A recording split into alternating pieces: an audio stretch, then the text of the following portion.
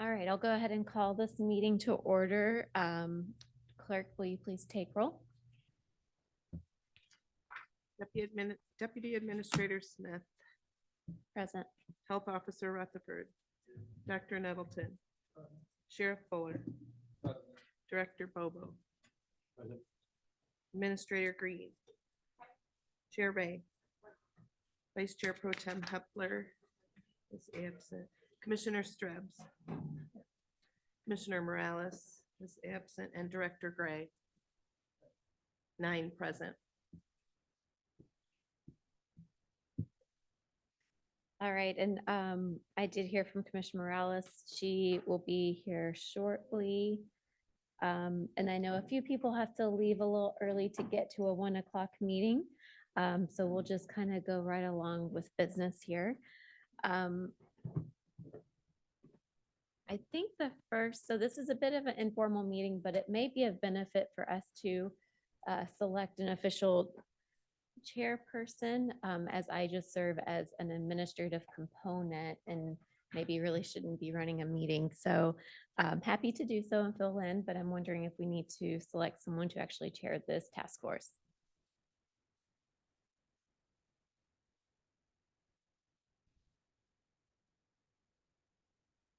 I do not accept the nomination. I will nominate Commissioner Strebs. All right, so we have a nomination for Commissioner Strebs and a support from Health Officer Rutherford. Any other nominations?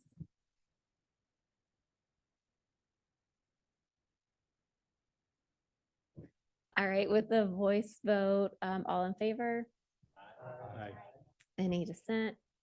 All right. Chair, I'll let you turn this meeting over to you. Thank you. Let me try to find my agenda, which would be pretty helpful. So thank you all for being here today. We had our community needs assessment report completed for the board yesterday. We're going to come to our agenda that I now have in front of me. Thank you.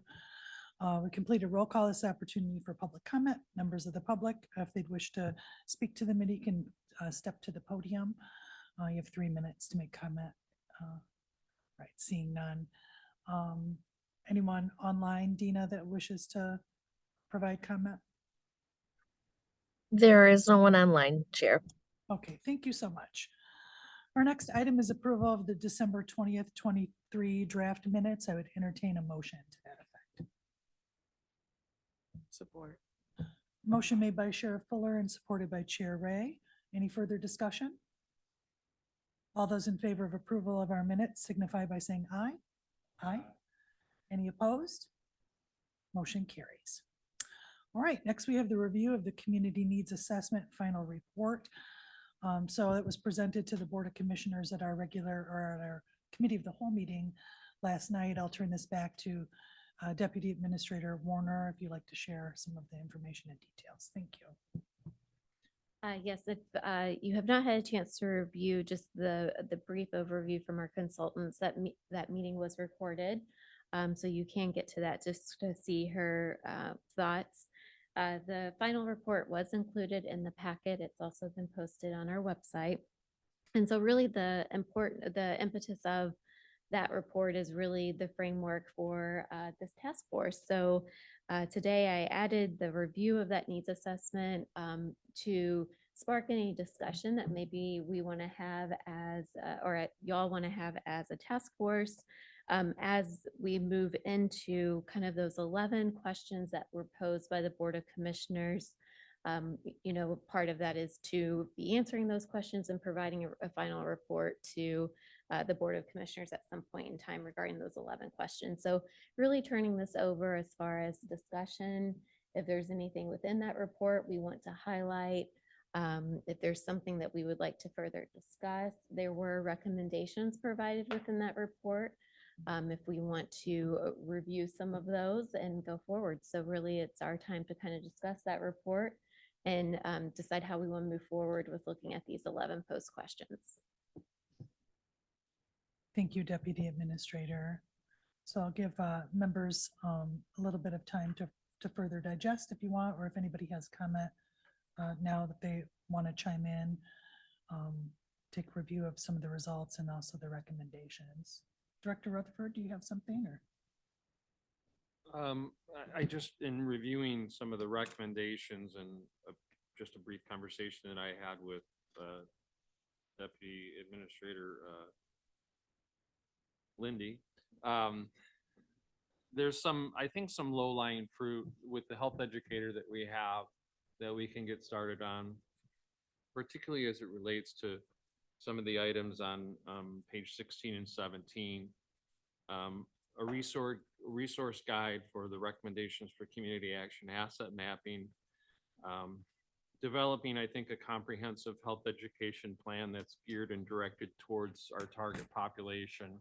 And we've got, I think, some baseline demographics that we can go off of. So I look forward to working with our Kendall, our health educator, and Dr. Nettleton, and the health education manager, Lindsay, to really start delving in now that she's got kind of the lay of the land, she's getting acclimated to the community. I think we can start really working on some of these, again, this low-lying work that is just, coordination and getting together some, information. The value of what we've got, I think, in Kalamazoo County versus other communities is the opioid coalition that Dr. Nettleton and Diana started years ago. There's such a, I think, a great representation in the community within that group. So I think in unison with, that work group and in our health educator, we can begin to really start developing some of this information. And I'll work alongside Lindy in terms of how we want to bring that to this group as a whole for review and consideration. But that work is underway. Thank you, Director Rutherford. And my apologies, Deputy Administrator Smith, I'll get it straight. My apologies on that. One of the things that I noted from the recommendation yesterday was the recommendation of a centralized hub. And I know that sort of like data collaborative or working through the resource guide. But, I wondered if there's a sense from any of our members of what a sort of centralized hub would look like, what sort of infrastructure would it take for us to have sort of I assume they're really talking about like a central intake point for people in need of supports. So, are there any thoughts on that? Is the county a logical place to seat that? Need further discussion about it, and what sort of, infrastructure would it take?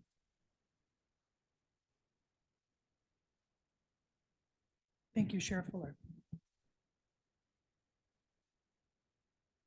I thought I did. I'm sorry. Thank you.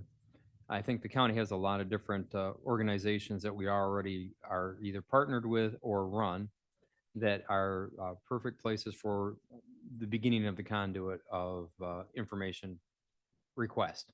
So, I look at the jail. We have many programs at the jail, and we're expanding programs to help more with the substance use disorder knowledge to help people. I think the health department would be probably a good hub, and I've not had a conversation with Jim, so of course, I don't want him to go, what are you doing? But I think that's a real logical place because of all these other connections we have in our community. If we had the county health department as the hub, all these others are spokes going to that already. Thank you for that insight, Sheriff. And Director Rutherford.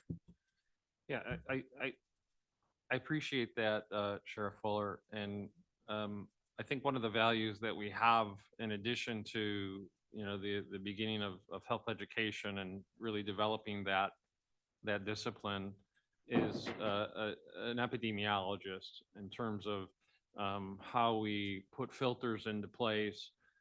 The other, I think, not really challenge, but the other consideration is we've always had access to the county's, law enforcement, data, working alongside the city. I think there's room for opportunities, and, there's a lot of data that exists within law enforcement, within the courts, within mental health. That's really going to have to be, I think, put into, consideration for a comprehensive hub, if you will. So I think that's the work that really has to happen in an effort to, again, make it as comprehensive and usable as possible. I mean, we're talking about a data hub, but we're also talking about an access hub where, people can go and they know that that's the source that they go to for information, for referrals, and for data. Dr. Nettles. Yeah, I think there are several layers to this question. So I know our county opioid coalition has, discussed this in multiple venues over a good period of time. And we have, multiple community partners that work on a regional level versus a local level and in different aspects of primary prevention versus treatment recovery. I think what the survey is pointing to is, some language in there of a blessing and a curse of Kalamazoo, of having multiple agencies, having multiple resources, but for the person on the ground to help navigate that. And that's a specific ask. I think it's really focused on getting folks into treatment and recovery services, across that continuum of care, I think is the spirit of what was coming out in that, in the survey. So I just want to direct us that way. And there are some existing organizations who do that work already.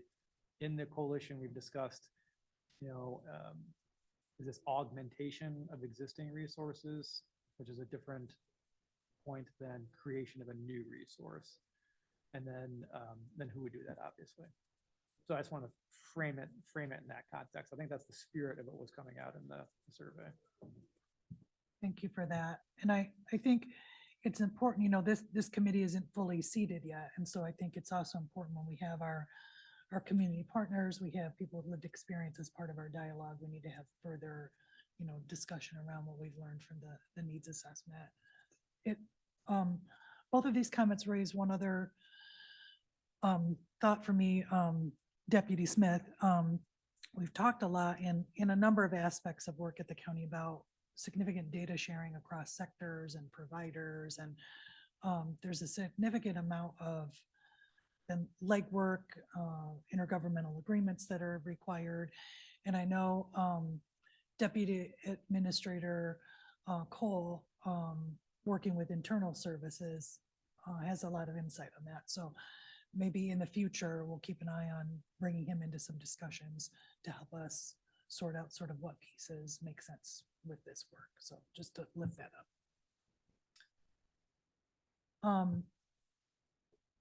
To Commissioner Morales, we're just taking a review of the community needs assessment at this point.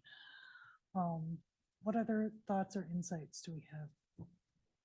Dr. Nettleton. Yeah, just some observations. And so, one thing that wasn't fully kind of parsed out in the needs assessment was the need or existing services or gaps in primary prevention. And so that's one thing that the County Opioid Coalition is kind of doing a landscape analysis of what's out there and who's doing what, particularly involving schools and primary prevention services. So that's one observation.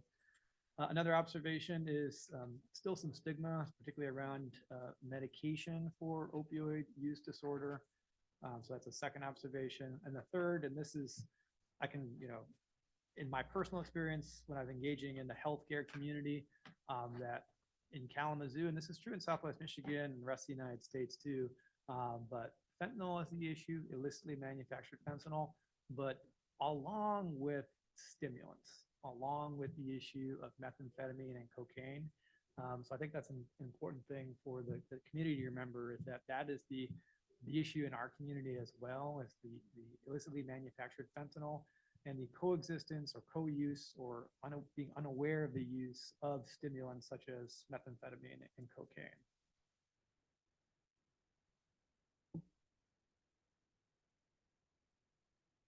Dr. Nettleton, will you clarify for me when you talk about the people being unaware of the use? Are you talking about individuals who are, purchasing street drugs and then not aware that cocaine or other stimulants have been mixed into what they think is fentanyl, or the other way around, or both, or what are we talking about? Both. So it's highlighted in the needs assessment that, that it's not only the issue of fentanyl, but also methamphetamine and cocaine. And then there is, there's a continuum of folks in our community. There are folks that do use intentionally both opioids such as fentanyl and stimulants such as methamphetamine. There is that subset of the population.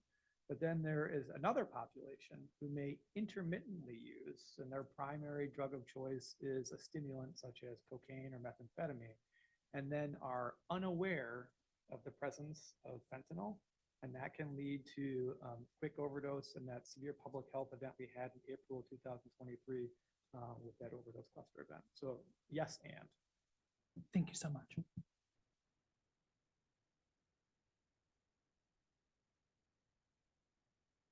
Chair Fuller, thank you. So one of the other things that I looked at when I was reading the assessment, it says 85% of the respondents are looking for more information. It sounds like, as a whole, our community is looking for more information on like things that the doctor was just talking about, the prevalence of the different drugs in this community, the uses of. And so I go back to my field, the sheriff's office, law enforcement, and I can say that this next year we are working on a program to help everybody in this community, all law enforcement agencies, have the same records management system. That's something that we are all working hard towards, where we know that more information will be gained as to where law enforcement's coming into contact with this. I also believe that there are mechanisms that we could create through this task force that would be a messaging device to help communities know that when we see these things, what we're seeing, and how to possibly avoid the use or report someone's needing help through a hub of information. And I think that we are quickly finding out that, like the doctor talked about, the thing that happened here in October, I think it was, the mass event with the multiple people lost. April 2023 in Kalamazoo County. Yeah. And then in November 2023 in Calhoun County. Correct. So the Calhoun County one was the other one I was going to bring up. I know that the people that are using drugs or buying drugs or selling drugs go back and forth through all these different areas, and their families are touched in all these different areas. So I think the more we can address the educational request of the 85% of the respondents, the better we are. And that's why I talk about the information system that's coming on, hopefully coming online within the next 18, 20 months for law enforcement across this community. And, being able to share that with groups like ISK or HCS.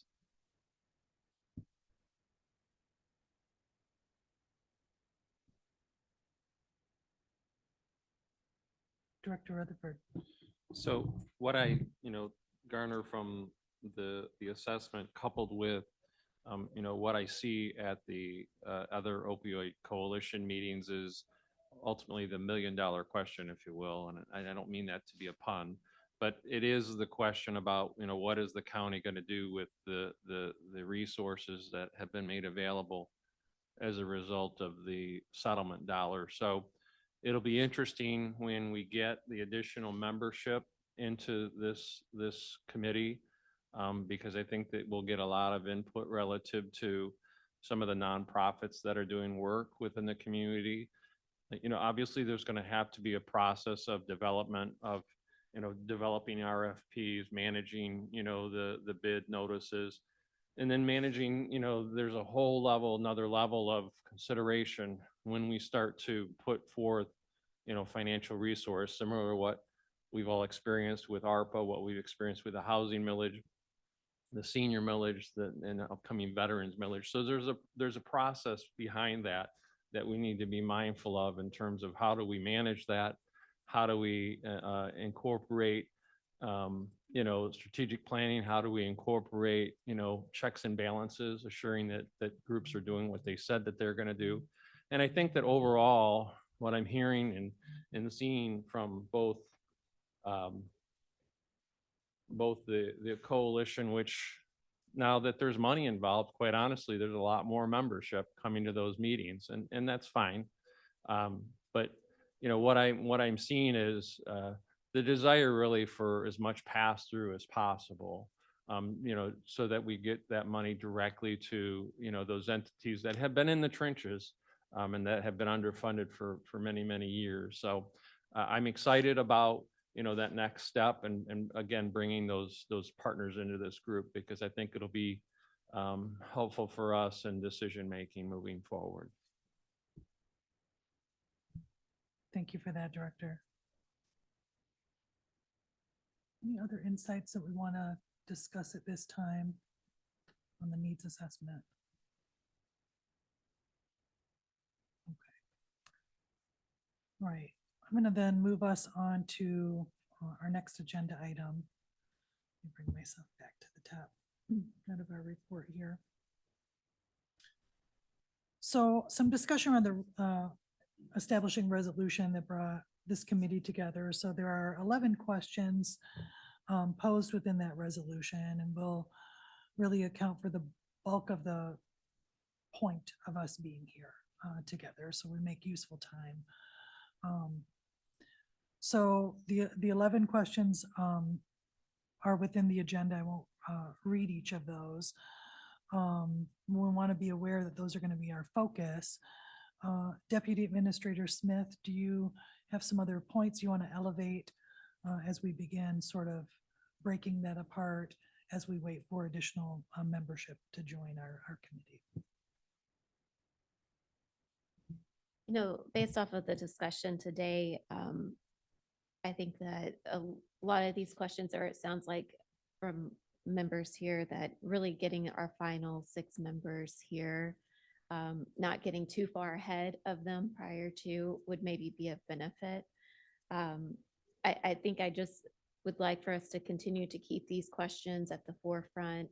At some point in time, it may be of value to kind of break them out into, per meeting, we're looking at questions 1 through 3 or coupling them in some sort of way. So that way, as we're moving through the meetings, we have a focus on, making some decisions. But I think it's of value. And I think that that's what I'm hearing from this committee, of not wanting to get too far down the line with answering them just yet until we get our other members here. I'm in agreement with that perspective. Any other thoughts on how we tackle them? Deputy Administrator has suggested we break a few out per meeting. Does that sound like a reasonable strategy? And we'll work our way through them once we're all. Yeah, I like the idea of guideposts. Absolutely. Okay. All right. Any further discussion on our questions from the resolution? As it brings us to our next agenda item, is a request for approval of our 2024 meeting dates. And so, let's see, we have that included in our packet. Be the first Wednesday of each month at noon. They would occur here at the Administration Building. Deputy Administrator, do you foresee, once we're fully seated, will we continue here in board chambers to meet, or will we?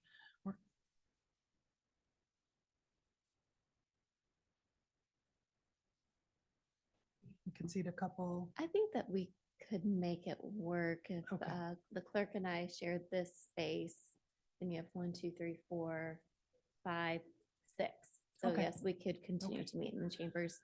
I do want to highlight just one thing, and maybe one change y'all may want to consider is the next meeting is set for February 7th. Right now, those community applications are open until January 27th. Our intent is to bring those applications to the Board of Commissioners at the February 6th Committee of the Whole meeting. I will say I am aware that there is a large number of applications right now. So I don't know if it's the February 6th meeting that the Board of Commissioners will be making a decision, or the February 20th, but it may be of value to approve this meeting schedule with modifying and removing the February 7th meeting, unless y'all see there's value to meet on that date still. think I'm in agreement with that recommendation, especially if we have a large number of applications. It may take the board more than one discussion to get through that. And I think we're gonna move forward more when we have the rest of our membership with us, right? So any other opposition to that recommendation? Sheriff, No real opposition. It's just the same day of the month at 1 o'clock. I have a Michigan Sheriff's Association meeting, and this year I am the president, so I can't miss those. And that's at 1 o'clock, so I'll either have to leave early enough, like today, to get to those, or if we can find maybe a half hour earlier. I mean, again, I'm not asking everybody to change their world just for me, but I'm just pointing that out. well, with that for sheriff, I mean, what does 11:30 as a start time for the committee? Is there any major issue with that for anyone? Okay. Deputy Administrator. We'll just want to make sure, and I don't foresee this being a problem, but as part of the application, we did specifically ask if they were available for the first Wednesday from 12 to 1 to be in person. So we'll just want to make sure that that is clarified to any of the applicants before we see them on the board. Okay. So then at this time, I would entertain a motion to approve the meeting schedule for 2024 for the first Wednesday of the month at 11:30 a.m. With the omission of the February 7th meeting. Moved by Chair Ray and supported by Commissioner Morales. Any further discussion? Right, all those in favor signify by saying aye. And any opposed? The motion carries. All right, thank you for that. All right, anything else for the good of the order? Okay, thank you all so much. We are adjourned.